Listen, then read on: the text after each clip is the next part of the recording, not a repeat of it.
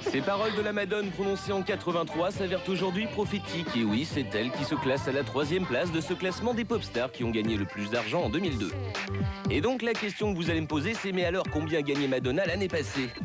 Réponse, ni plus ni moins que 43 millions de dollars, de quoi s'acheter plus de 100 000 allers-retours Paris-San Francisco.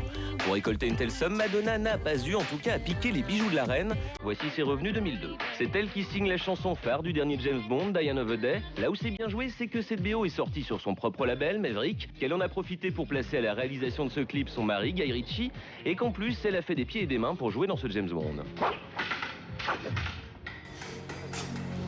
I see you handle your weapon well. I have been known to keep my tip up.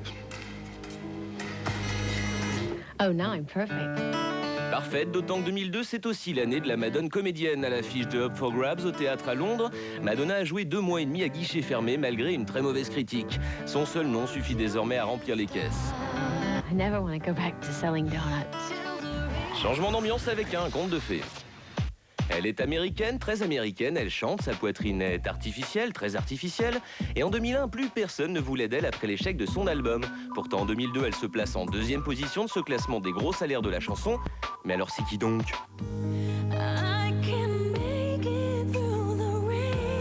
Glitter, ça a été un flop et là, elle s'est remise. Donc c'est ce qui nous intéresse surtout. C'est la nouvelle Mariah Carey en fait. Et la nouvelle Maria se place 2e avec un revenu de 60 millions de dollars en 2002. Première raison de cette fortune, la bimbo a ramassé le pactole en se faisant virer après l'échec de l'album Glitter en 2001.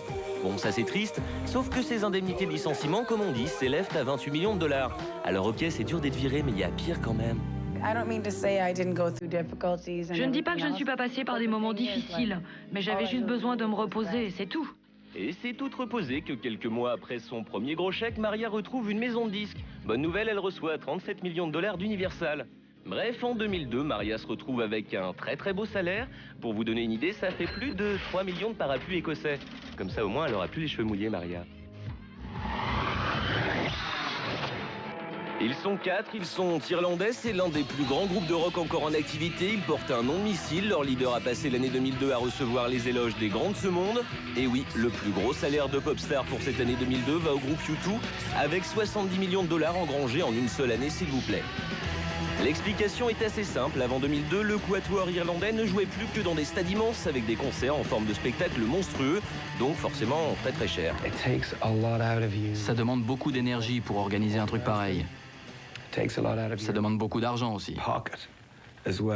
On dépensait 250 000 dollars par jour sur les tournées Pop Mart et Zoo TV. Alors on en a eu assez de tous ces soucis. On avait aussi peur de faire banqueroute. Et en 2002, tout change. Bono et son groupe révisent leur formule de concert. Adieu grand stade et effets de lumière dément. Plus intimiste donc, c'est Elevation Tour. Une tournée moins chère qui s'est jouée à guichet fermé.